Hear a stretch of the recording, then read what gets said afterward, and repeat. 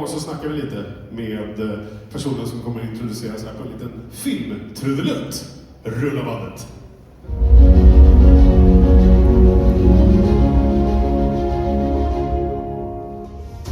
Are you ready, Comic-Con Stockholm? Welcome to a celebration of pop culture and the place where heroes meet. Up next on our Heroes main stage, we welcome a true legend in gaming and storytelling, writer, actor, and the iconic voice behind Solid Snake in Metal Gear Solid, a character that defined an entire generation. From stealth missions to cinematic storytelling that changed gaming forever, his work has left a lasting impact on fans around the world. Please welcome the incredible David Hayter.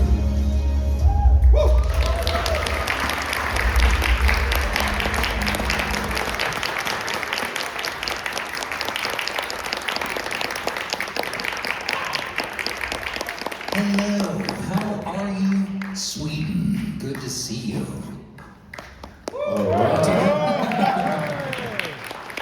So, welcome back. Have you had a good time since last time we spoke? It's been 24 hours of pure joy. That's awesome. Have you eaten, bought, or seen anything which is worth mentioning? I went to the Japanese restaurant Tak, T-A-K, which was amazing. The view? The view was incredible. It was a big rooftop bar up there, and we saw the sunset up there. I took my wife to the spa at the Grand Hotel because we're very bougie, and that was amazing. And we took a tour of the archipelago on the wooden boat thing, and that was very, very cool. I learned a bunch of fun facts about Sweden. Nice. They told me, and I don't know if you know this, but fika is called, do you know why it's called fika? Apparently, a couple hundred years ago, some monster outlawed coffee in Sweden. And so if you wanted to go get coffee, they would switch it to, instead of coffee, fika. So that's what I heard. Wow. I don't know if it's true or not, but I like it. But it should be. It should. No, it is. Anyway, people, if you have questions for David, please make a little line over at the microphone and let's get started. David, can you see the Rorschach cosplayer over here? Oh, I see. Awesome. Rorschach. Hey, I have to ask you about that. Keeping an eye on that one. You wrote the screenplay for Zack Snyder's adaptation of the graphic novel Watchmen. I did, yeah. And I know that Alan Moore, the creator, he's known for his aversion to adaptations of his works. And he once said, David Hayter's screenplay was as close as I could imagine anyone getting to Watchmen. That said, I shan't be going to see it. I shan't be going to see the film, yeah. And my question to you is, that's as close to a compliment I think we will get ever from Alan, don't you think? And no, that was an amazing compliment from from Alan. Yeah. It was so kind of him to do that. He didn't have to do that. Said it in Empire Magazine, I believe. But I had spoken to Alan throughout the process, and when I first got the job, I called him and just said, look, I'm adapting your masterpiece. I know that you don't care for Hollywood, but I just want to let you know how important the book is and how important it is to me that I keep the integrity of the story. And so he appreciated that, and he doesn't like Hollywood, but he respects other writers. Yeah. So it was very kind to me. Right. That was just what I wanted to know, if you had any feedback from him personally. That's awesome. That's an awesome story.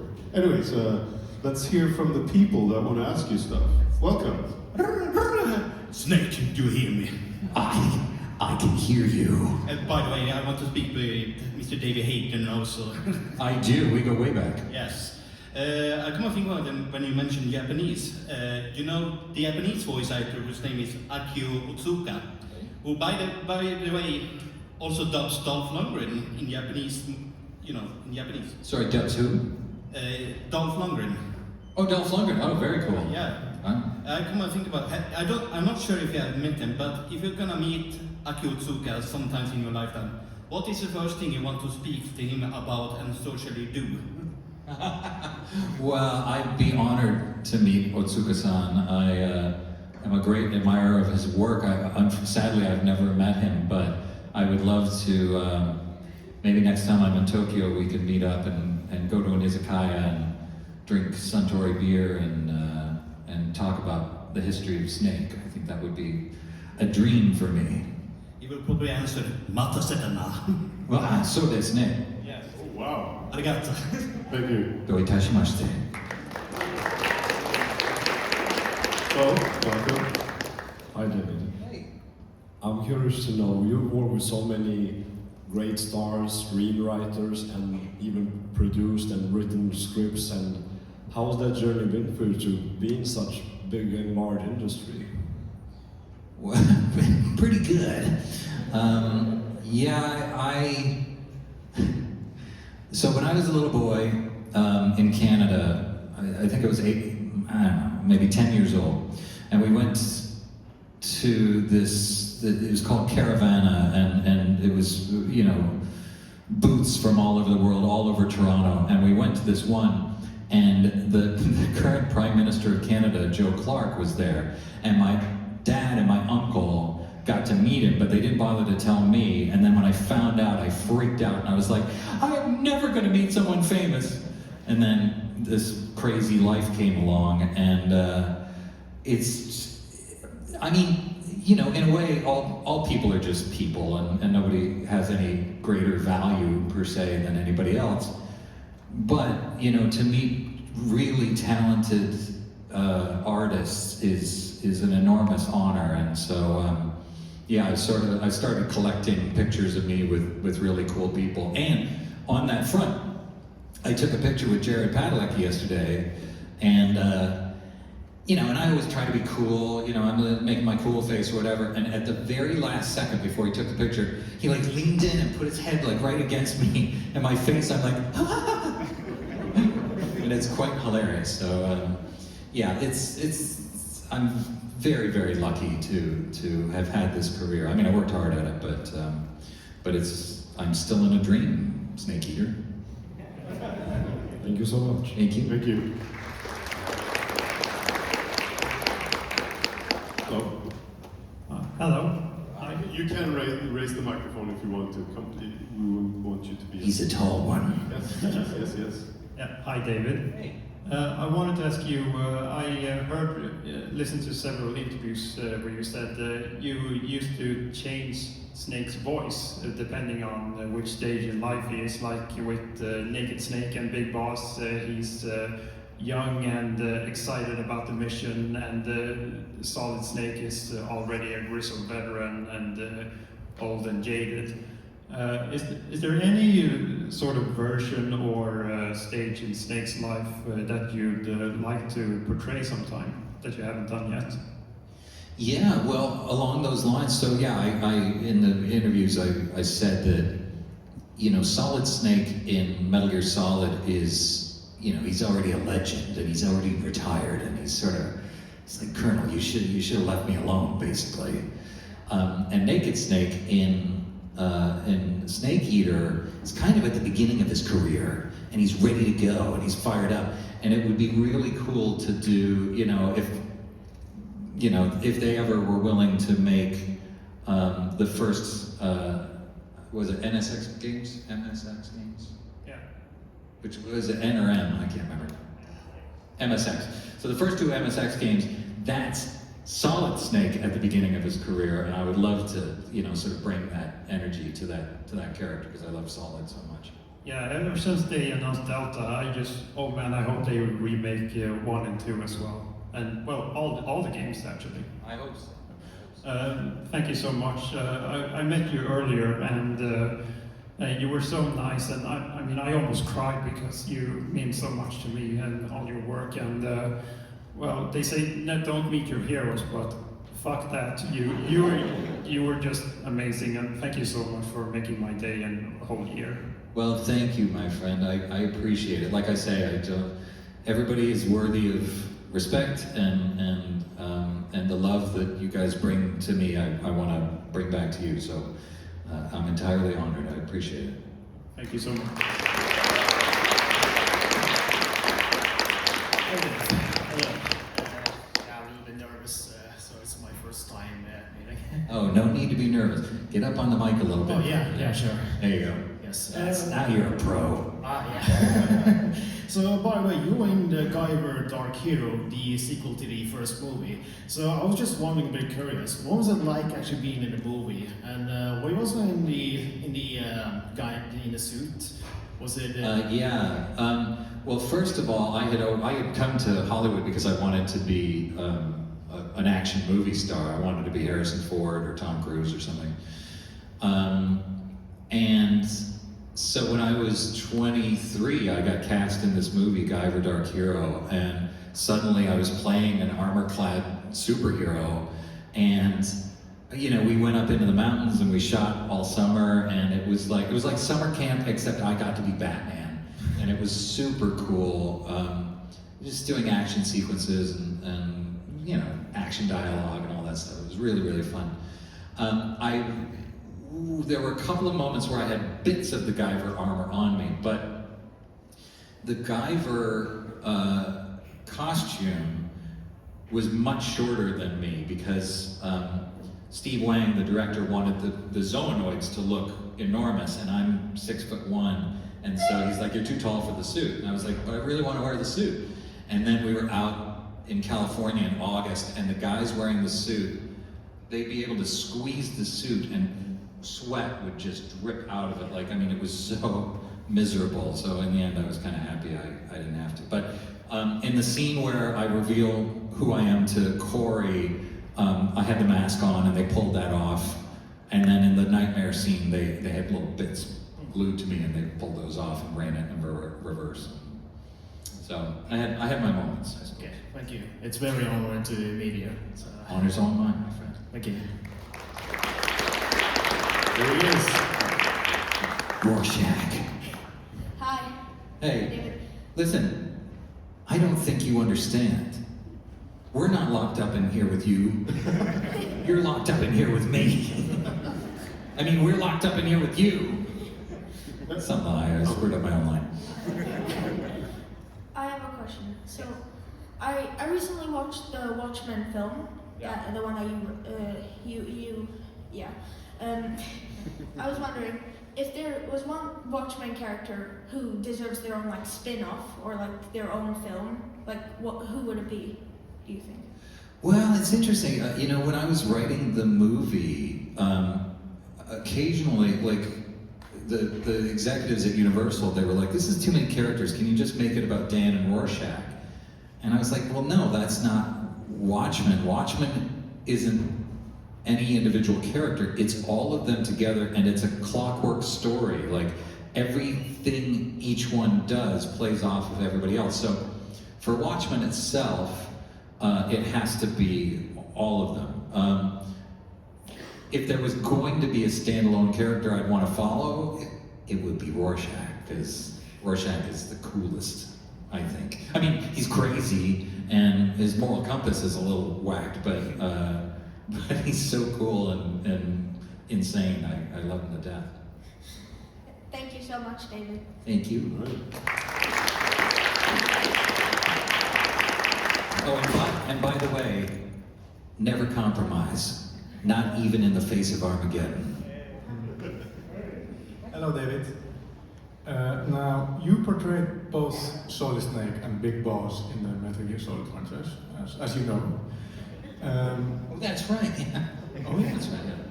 Yeah. Now, they are very similar characters, but also very distinct people. Was there anything that you did in your portrayal to make them sound or feel like they were two different persons? Yeah, well, as Robert was saying, it's about the age of the character. It's about understanding that they are two different people. They have the same voice box because they're clones. But figuring out where they are in their lives and where their story is going sort of gives you little hints as to who the character is. And eventually Big Boss, in Big Boss and Peace Walker, becomes you know, he starts to lose his faith and he starts to become more of a mercenary, and you know, he starts a military sans frontières, and whereas Solid Snake is more of an individual mercenary, and not only that, but he's always willing to help the people around him, whereas, you know, Big Boss gets a little more cynical as it goes on. So it's just a matter of kind of keeping those elements in mind as you decide where they are in their lives and where the current story is going to go, if that makes any sense. Yeah, thank you. Thank you. I have a question about the games. You played them, right? Yeah, I played them all. Right. So whenever Snake dies, one of his teammates always over the comm radio screams, "Snake, Snake!" Do you have a favorite? Worm! Yeah, exactly. So do you have any favorite of those, or maybe you don't die in the game? Oh no, Maybe I die all the time. Oh, well, do I have a favorite? All of the voice actors are very close friends of mine, so I love them all. Mei Ling is kind of adorable, and so is Otacon. You know, those are probably my favorites. Yeah, cool. Thank you. Back to you guys. Yeah. What's your favorite film and why? Ooh. Well, I think the best film, which is not your question, the best film I've ever seen is Jaws, but my favorite film is Raiders of the Lost Ark. And I'll tell you why, because I was 12 years old. I was already acting, I was already doing like school plays and stuff like that, and I knew I wanted to act. And I was sitting in the theater, and then there's this scene where they're on a boat and they're looking for Indy, and they can't find him, and the Nazis are leaving on the U-boat, and then on the submarine, and then one of the sailors goes, "I found him," and they're like, "Where?" And he goes, "There," like this, and then Harrison Ford goes climbing up on top of the submarine, and the music starts to play, and electricity just shot down the back of my spine, and I was like, that, whatever they're doing, I want to do that for the entire rest of my life, and yeah, that changed my entire life, just that exact moment. Plus, it's an amazing movie. If you have not seen Raiders of the Lost Ark, and it's Comic-Con, so you probably have, but do yourself a favor, or watch it again. Very good.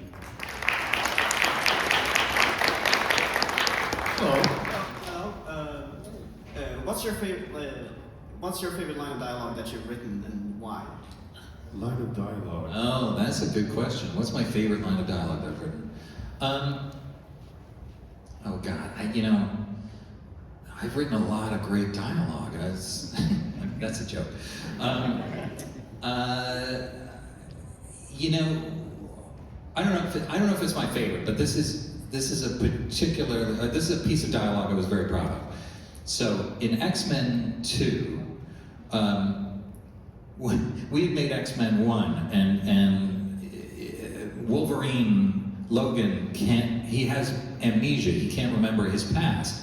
And when we started writing X-Men 2, the director was like, okay, we have to explain why he's friends with the most powerful psychic in the world, Professor Xavier, and why Xavier can't just find his memory. Like, it doesn't make any sense. So I wrote a scene where Wolverine comes to Xavier and he says, look, I want you to try to find my memory again.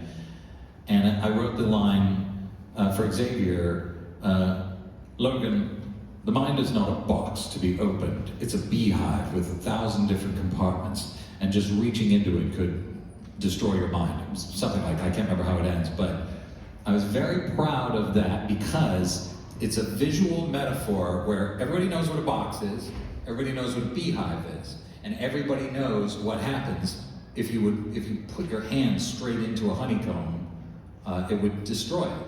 And so I was very proud of that little bit of dialogue. Thank you. Do you like the line, what would you prefer, yellow spandex? Was that you? No, Brian Singer wrote that. Oh, Brian did. Yeah, he I wouldn't have done it. Oh, okay. You know. And I wouldn't have had the guts to Look be at that Hugh goofy. Jackman now. Say again. Look at him now. Now he's in the yellow outfit. Well, back in the day, like we were the first big comic book movie that wasn't Batman or Spider-Man. I mean, Blade also. Yeah, sure, but yeah, no. But we were the first really major movie that did that, and so the studio and Brian were very nervous about using the real costumes. You know, Brian was like, okay, if Wolverine's the toughest one, why is he the only one that wears a mask? It doesn't make any sense. It's like, why is Storm wearing a bikini? Like, none of this makes any sense. And he's like, unless you can figure out uniforms for me that make sense, they're all gonna be in street clothes.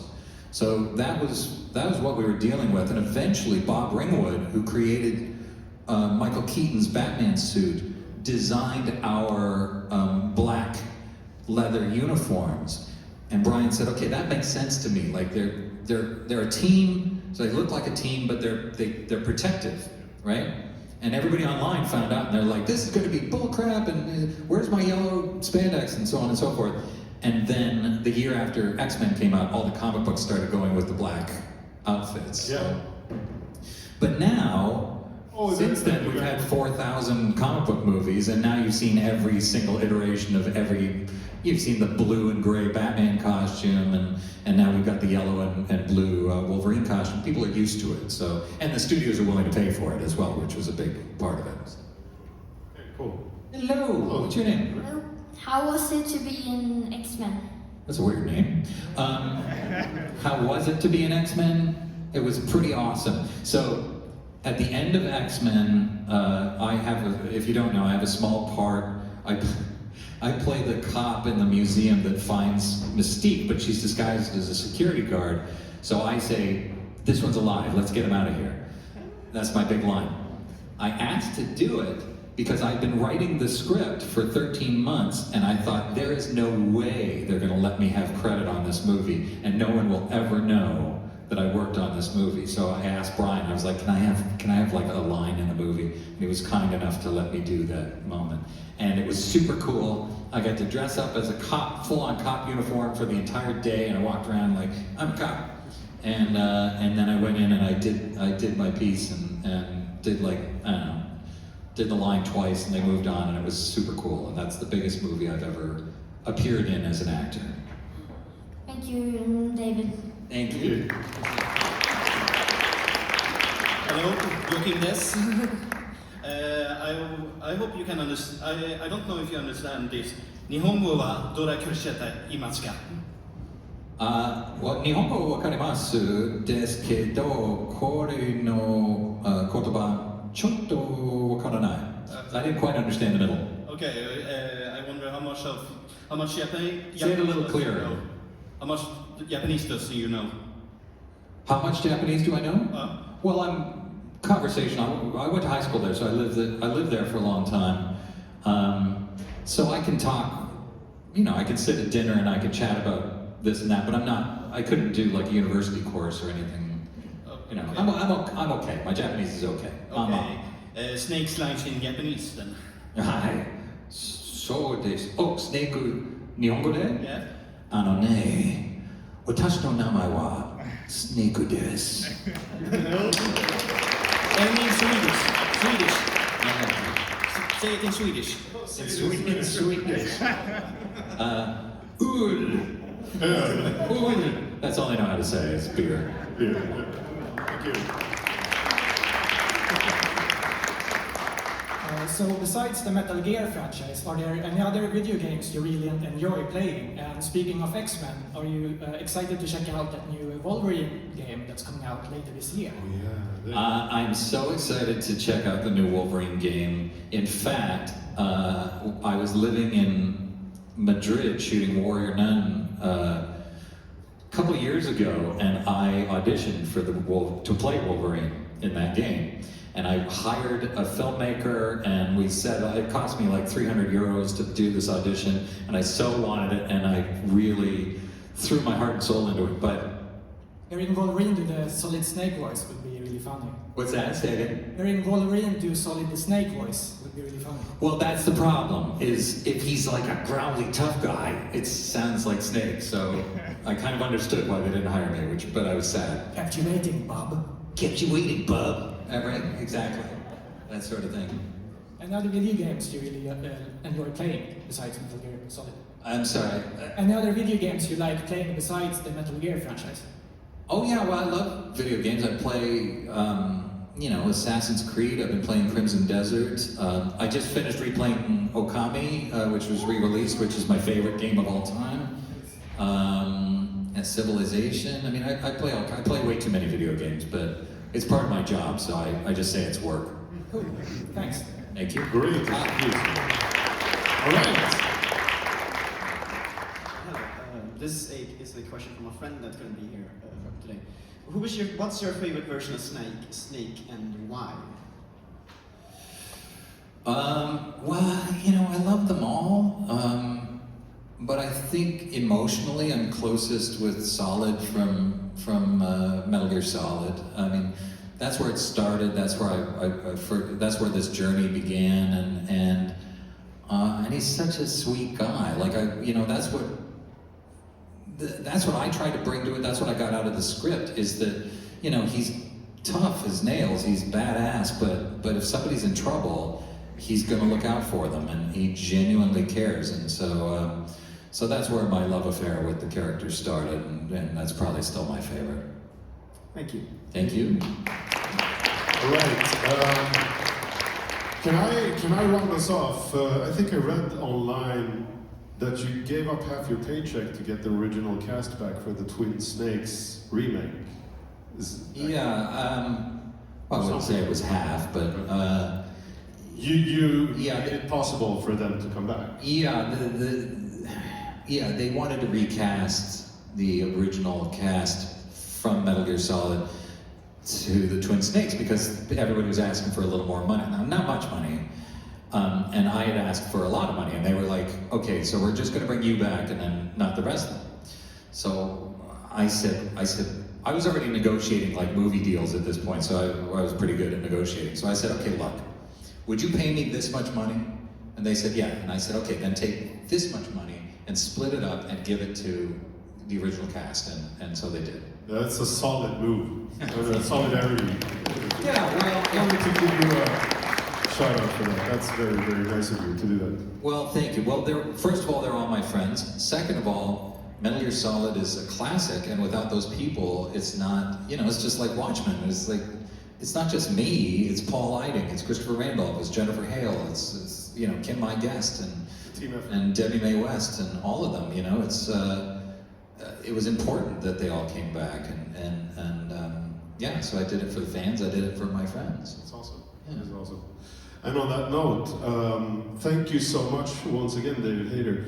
I hope you have a lovely rest of the convention. Hope you have a lovely time interacting with all your fans here, and I hope you feel that we really appreciate you. Well, I do want to say, everybody, I've been dying to come to Sweden, to Scandinavia my entire life, and I've had friends from Denmark and from Sweden and from Norway, and I can't tell you how much I love this country and how kind you've all been, how amazing the food is. It's just such a beautiful, relaxing place to be. So you should be very proud, and thank you so much for all of the love. I really, really appreciate it.